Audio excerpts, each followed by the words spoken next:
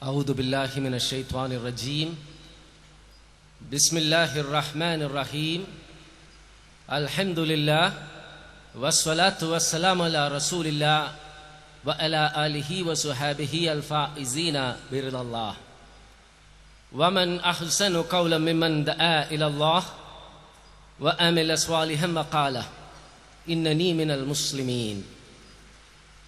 വേദിയിലിരിക്കുന്ന ബഹുമാന്യരെ, പ്രിയപ്പെട്ട സഹോദരന്മാരെ, സഹോദരിമാരെ, അസ്സലാമു അലൈക്കും. സർവേശ്വരനായ നാഥനിൽ നിന്നുള്ള സമാധാനമുണ്ടാകട്ടെ.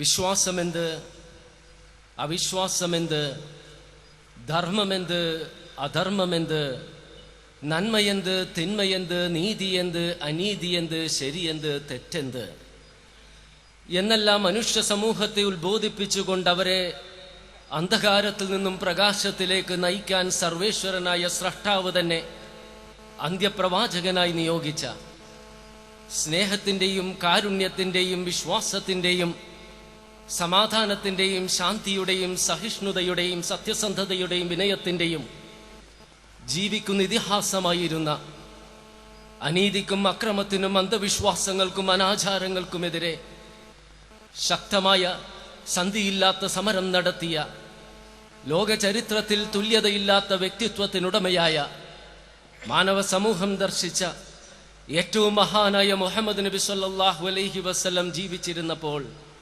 തൻ്റെ രൂപം വരക്കരുതെന്നും ഉണ്ടാക്കരുതെന്നും തൻ്റെ മരണശേഷം തൻ്റെ കബറിടം കെട്ടിപ്പൊക്കി ഒരു ആരാധനയിടമാക്കരുതെന്നും ജനങ്ങളോട് കൽപ്പിച്ചു. ആ പ്രവാചകന്റെ അനുയായികളത് അക്ഷരം പ്രതി അനുസരിച്ച് അവർ പ്രവാചകന്റെ രൂപമുണ്ടാക്കുകയോ വരയ്ക്കുകയോ ചെയ്തില്ല. അതിനുശേഷം പിറന്നു വീണ തലമുറകൾക്ക് പ്രവാചകൻ എങ്ങനെയായിരുന്നുവെന്ന് അവർക്കറിയില്ല. ഭാവനയിൽ നിന്ന് പോലും പ്രവാചകന്റെ രൂപം വരക്കാൻ അവർ ശ്രമിച്ചിട്ടുമില്ല. അതിനുശേഷമുള്ള ഈ 14 നൂറ്റാണ്ടുകളിലും മുസ്ലിങ്ങൾ അതിന് ശ്രമിച്ചിട്ടില്ല. അത് മഹാപാപമായി മുസ്ലിങ്ങൾ കരുതുന്നു.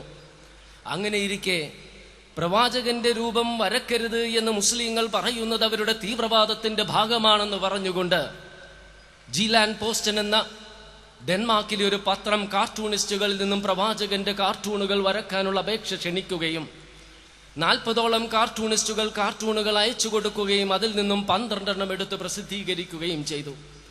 അതിൽ 2 പ്രത്യേകിച്ചും മുസ്ലിങ്ങളുടെ മനസ്സുകളെ ഒരുപാട് നൊമ്പരപ്പെടുത്തുന്നതാണ്. ഒന്ന്, കത്തുന്ന ബോംബിന്റെ തലപ്പാവും കയ്യിൽ ഗ്രാനൈഡും പിടിച്ചു നിൽക്കുന്ന പ്രവാചകൻ എന്ന് തോന്നിപ്പിക്കുന്ന ഒരു രൂപം. 2, ഒരു നിരപരാധിയെ ഒരാൾ വധിക്കാൻ വാളെടുത്ത് നിൽക്കുമ്പോൾ അത് ആ പ്രവാചകനെ പോലെയുള്ളൊരു മനുഷ്യൻ പറയുകയാണ്, വധിക്കരുത്, സ്വർഗത്തിൽ സ്വർഗ സ്ത്രീകളുടെ സ്റ്റോക്ക് തീർന്നിരിക്കുന്നു, സ്റ്റോക്ക് വന്നോട്ടെ, എന്നിട്ട് വധിക്കാമെന്ന്. ഈ കാർട്ടൂണുകൾ മുസ്ലിം മനസ്സുകളിൽ അഗാധമായ നൊമ്പരങ്ങൾ ഉണ്ടാക്കുന്നുവെന്നും അവരുടെ മതവികാരങ്ങളെ വ്രണപ്പെടുത്തുന്നുവെന്നും അതുകൊണ്ട് ഇത് പ്രസിദ്ധീകരിച്ച പത്രത്തിനും അനുവാദം നൽകിയ പത്രാധിപർക്കും വരച്ച കാർട്ടൂണിസ്റ്റുകൾക്കുമെതിരെ നടപടി എടുക്കണമെന്നും ഇനി ഇത് ആവർത്തിക്കാതിരിക്കാനുള്ള നടപടികൾ സ്വീകരിക്കണമെന്നും ഡെൻമാർക്കിലെ പ്രധാനമന്ത്രിയോട് അപേക്ഷിക്കാൻ അനുവാദം ചോദിച്ചവരോട് എന്തും പറയാനും പ്രവർത്തിക്കാനും ആരെയും അപമാനിക്കാനും അവഹേളിക്കാനുമുള്ള മഹത്തായ പൈതൃകത്തിന്റെ ആ പാരമ്പര്യം പിന്തുടരുന്ന മഹാരാജ്യമാണ് ഞങ്ങളുടേതെന്ന് പറഞ്ഞുകൊണ്ട് ഡെൻമാർക്കിലെ വലതുപക്ഷ പാർട്ടിയായ ഡെൻമാർക്ക് പീപ്പിൾസ് പാർട്ടിയുടെ പിന്തുണയോടെ ഭരിക്കുന്ന ആ പ്രധാനമന്ത്രി കാണാൻ പോലുമുള്ള അവസരം നിഷേധിക്കുകയാണ് ഉണ്ടായത്. ഈ നീചമായ പ്രവൃത്തി ഇനിയും ആവർത്തിക്കില്ലെന്ന് കരുതി മുസ്ലിങ്ങൾ മൗനമായിരുന്നെങ്കിലും അവരുടെ എല്ലാ പ്രതീക്ഷകളെയും തെറ്റിച്ചുകൊണ്ട് വലിയ പെരുന്നാളിൻ്റെ അന്ന് എല്ലാവരും സന്തോഷിക്കേണ്ട, മുസ്ലിങ്ങൾ സന്തോഷിക്കേണ്ട ദിനത്തിൽ തന്നെ വീണ്ടും പത്രം ഈ കാർട്ടൂണുകൾ വീണ്ടും പ്രസിദ്ധീകരിച്ചു. ഇതിനെ തുടർന്ന് മറ്റു പല പത്രങ്ങളും അത് പ്രസിദ്ധീകരിക്കുകയും ഇറ്റലിയിലെ ഒരു മന്ത്രി തന്നെ കാർട്ടൂണുകൾ അടങ്ങിയ ടീഷർട്ട് ഇട്ട് ജനങ്ങളുടെ മുൻപിൽ വിലസി നടന്നു. ഇതെല്ലാം ആഗോളതലത്തിൽ തന്നെ മുസ്ലിങ്ങളുടെ പ്രതിഷേധം വിളിച്ചു വരുത്തി. നല്ലവരായ മുസ്ലിങ്ങളും പക്വതയുള്ള ലോക നേതാക്കളും ഇതിനെതിരെ പ്രതിഷേധിക്കുകയും അതോടൊപ്പം തന്നെ ഡാനിഷ് ഉൽപ്പന്നങ്ങൾ മുസ്ലിം രാജ്യങ്ങളും മുസ്ലിങ്ങളും ബഹിഷ്കരിക്കാൻ ആരംഭിച്ചപ്പോൾ ഗത്യന്തരമില്ലാതെ ഡാനിഷ് പ്രധാനമന്ത്രി ലോക മുസ്ലിങ്ങളോട് മാപ്പ് പറഞ്ഞെങ്കിലും ഇതിന് കാരണക്കാരായ അവരെ ശിക്ഷിക്കാൻ ഡാനിഷ് പീനൽ നിയമം സെക്ഷൻ 226B പ്രകാരം പ്രധാനമന്ത്രി തയ്യാറായില്ല. കാർട്ടൂണുകൾക്കെതിരെ ലോക മുസ്ലിങ്ങൾ വ്യത്യസ്ത രീതികളിലാണ് പ്രതികരിച്ചത്. ലോകത്ത് 130 കോടിയിൽ പരം വരുന്ന മുസ്ലിങ്ങൾ മഹാഭൂരിപക്ഷവും മൗനം പാലിച്ചു. അവർ അവരുടെ നൊമ്പരങ്ങളും അമർഷങ്ങളും മനസ്സിൽ ഒതുക്കി പിടിച്ചു കഴിഞ്ഞു. എന്നാൽ ന്യൂനപക്ഷമായ മുസ്ലിങ്ങൾ അതിനെതിരെ പ്രതികരിച്ചു. പലരും പ്രകടനങ്ങൾ നടത്തി. ചിലർ ഡെൻമാർക്കിന്റെയും നോർവേയുടെയും മറ്റു പല യൂറോപ്യൻ രാജ്യങ്ങളുടെയും അമേരിക്കയുടെയും പതാകകൾ കത്തിച്ചു. സിറിയയിലെയും ലബനാനിലെയും ചില ആളുകൾ ഡെൻമാർക്കിന്റെയും നോർവേയുടെയും എംബസികൾ അഗ്നിക്കിരയാക്കി. നൈജീരിയയിലെ ചില ആളുകൾ നിരപരാധികളായ 10-12 ക്രിസ്ത്യാനികളെ വധിക്കുകയും 1-2 ക്രൈസ്തവ ദേവാലയങ്ങൾ അഗ്നിക്കിരയാക്കുകയും ചെയ്തു. യാക്കൂബ് ഖുറൈഷി എന്ന് പറയുന്ന UP-യിലെ ഒരു മുസ്ലിം മന്ത്രി പറഞ്ഞു, കാർട്ടൂൺ വരച്ചയാളുടെ തല അരിഞ്ഞ് തളികയിൽ വെച്ച് എന്റെ മുൻപിൽ കൊണ്ടുവന്ന് വെച്ചാൽ 51 കോടി രൂപ സമ്മാനമായി നൽകാമെന്ന്. മറ്റു പലരും ഇത്തരത്തിൽ പ്രതികരിച്ചു. മുസ്ലിങ്ങളായ നമ്മെ സംബന്ധിച്ചിടത്തോളം ഈ പ്രതികരണങ്ങൾ ശരിയാണോ, ഏത് രീതിയിലാണ് പ്രതികരിക്കേണ്ടതെന്ന് വിലയിരുത്തേണ്ടിയിരിക്കുന്നു.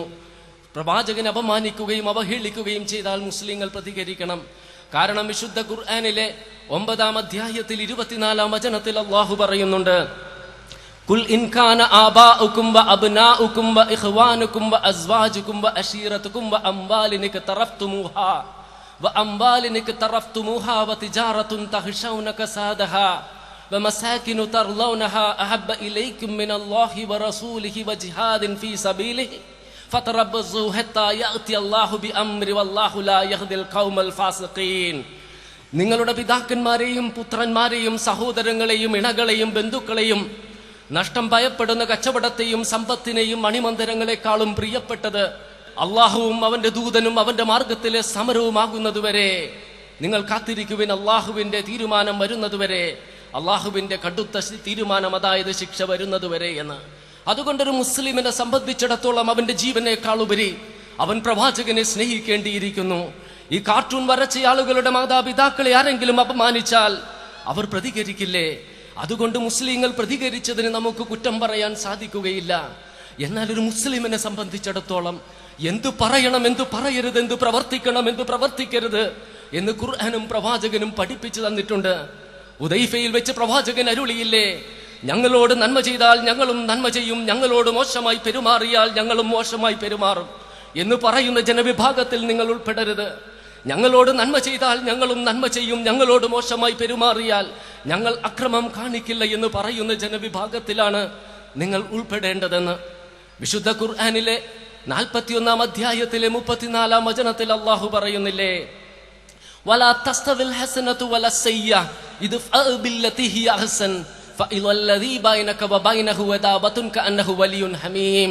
നന്മയും തിന്മയും തുല്യമല്ല. തിന്മയെ തിന്മ കൊണ്ട് നേരിടാതെ തിന്മയെ നന്മ കൊണ്ട് നേരിട്ടാൽ നിന്റെ കഠിന ശത്രു പോലും നിന്റെ ആത്മമിത്രമായി തീരുമെന്ന്. അതുകൊണ്ടൊരു മുസ്ലിമിനെ സംബന്ധിച്ചിടത്തോളം ഈ കാർട്ടൂണിനെതിരെ പ്രതികരിക്കുമ്പോൾ കാർട്ടൂണുകൾ ഉണ്ടാക്കിയ തെറ്റിദ്ധാരണ തിരുത്തുന്ന രീതിയിലായിരിക്കണം പ്രതികരണം. പത്രസ്വാതന്ത്ര്യത്തിന്റെ പേരിൽ എന്തും എഴുതാനും പറയാനും പ്രവർത്തിക്കാനും ആരെയും അപമാനിക്കാനും അവഹേളിക്കാനുമുള്ള അനിയന്ത്രിതമായ സ്വാതന്ത്ര്യം ഞങ്ങളുടെ ജന്മാവകാശമാണെന്ന് ചിലർ പറയുമ്പോൾ, സ്വാതന്ത്ര്യം എന്ന് വെച്ചാൽ അനിയന്ത്രിതവും വികാരാവേശിതവും മൃഗതുല്യവുമായിട്ടുള്ളതല്ല. അതിന് ധാർമ്മികതയുടെയും സഭ്യതയുടെയും സീമകളുണ്ട്. അത് ലംഘിക്കരുത് എന്ന് മുസ്ലിങ്ങൾ പറയുന്നു. ഇത് പാശ്ചാത്യ നാടുകളിൽ നിലനിൽക്കുന്ന ഉന്നതമായ സംസ്കാരവും ഇസ്ലാമിക നാടുകളിൽ നിലനിൽക്കുന്ന പ്രാകൃതമായ സംസ്കാരവും തമ്മിലുള്ള സംഘട്ടനമാണ് എന്ന്. അതുകൊണ്ട് മുസ്ലിങ്ങൾ ആ പാശ്ചാത്യ സംസ്കാരം സ്വീകരിക്കണമെന്ന് നിരന്തരം CNN-ഉം BBC-യും എഴുതി പറഞ്ഞുകൊണ്ടിരിക്കുകയാണ്. ഈ വാദം ഒരു കൂട്ടർ പറയുമ്പോൾ കമ്മ്യൂണിസത്തിന്റെ തകർച്ചയ്ക്ക് ശേഷം ഇല്ലാത്തൊരു ശത്രുവിനെ ചൂണ്ടിക്കാണിച്ചുകൊണ്ട് മറ്റു രാജ്യങ്ങളിൽ സൈനിക താവളങ്ങൾ സ്ഥാപിക്കാനും അവരുടെ സമ്പത്ത് കവർന്നെടുക്കാനും അമേരിക്കയും കൂട്ടാളികളും ചെയ്യുന്ന ധാർമ്മികമായ പ്രവർത്തനമാണ് എന്ന് മുസ്ലിങ്ങൾ പറയുന്നു. ഇത് സ്വതന്ത്ര മനസ്സുകളും ഇടുങ്ങിയ മതവികാരങ്ങളും തമ്മിലുള്ള സംഘട്ടനമാണ് എന്നൊരു കൂട്ടർ പറയുമ്പോൾ, ഇരട്ടത്താപ്പ് നയത്തിന്റെയും അസഹിഷ്ണുതയുടെയും പൊയ്മുഖത്തിന്റെയും പ്രതീകങ്ങളായ പാശ്ചാത്യ മാധ്യമങ്ങൾ ഇസ്ലാമിനെതിരെ തുടരുന്ന ഗൂഢാലോചനയുടെ ഭാഗം മാത്രമാണ് എന്ന് മുസ്ലിങ്ങൾ വാദിക്കുന്നു. ഇത് ഭീകരവാദിയും തീവ്രവാദിയുമായ മുഹമ്മദിനെ ജനങ്ങളുടെ മുൻപിൽ തുറന്നു കാണിക്കുകയാണ് ഞങ്ങൾ ചെയ്യുന്നതെന്ന് ഇക്കൂട്ടർ പറയുമ്പോൾ, സ്നേഹത്തിന്റെയും കാരുണ്യത്തിന്റെയും പ്രവാചകനായ നബി സല്ലല്ലാഹു അലൈഹി വസല്ലമിനെ തെറ്റിദ്ധരിപ്പിക്കുകയാണ് ഇവർ ചെയ്യുന്നതെന്ന് മുസ്ലിങ്ങൾ വാദിക്കുന്നു. ഇങ്ങനെ വ്യത്യസ്തങ്ങളായ വീക്ഷണങ്ങളുണ്ട്. കാർട്ടൂണുകൾ ഉയർത്തുന്ന കുറെ ചോദ്യങ്ങളുണ്ട്.